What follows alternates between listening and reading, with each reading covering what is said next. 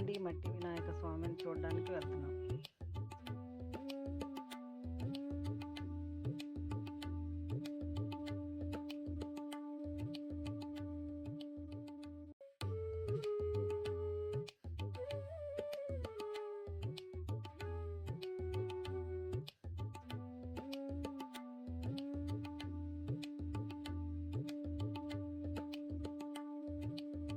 ఉన్నారండి, చూడండి.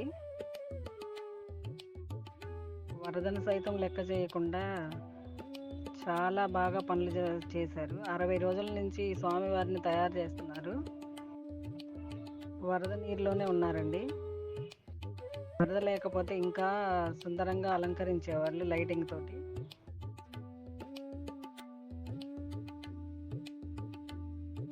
నీళ్ళల్లోనే ఉన్నారు స్వామివారు.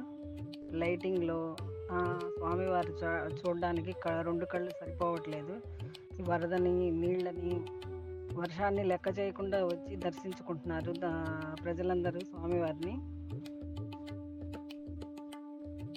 వరదలో ఉన్న వారిని తొందరగా బయటికి వచ్చేటట్టు, ఆరోగ్యంగా ఉండేటట్టు మనం స్వామివారిని కోరుకుందాం. చుట్టుపక్కల ఉన్న వాళ్ళందరూ ఖైరతాబాద్ వెళ్ళేవాళ్ళు ఇంతకుముందు. ఇప్పుడు మన విజయవాడలోనే ఈ పెద్ద వినాయక విగ్రహాన్ని మనం దర్శించుకోవచ్చు. అందరూ వచ్చి దర్శించుకోండి, స్వామివారిని చూసి తరించండి. మీ కోరికలన్నీ చెప్పుకొని దర్శించుకోండి స్వామివారిని.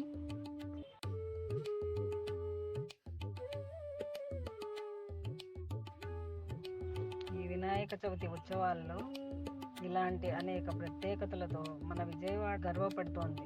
పర్యావరణానికి హాని లేకుండా ఉత్సవాలు జరుపుకోవడం మన బాధ్యత. ఇలాంటి మరిన్ని విశేషాల కోసం నా ఛానల్ షేక్ ఆశా వ్లాగ్స్ని ఫాలో అవ్వండి.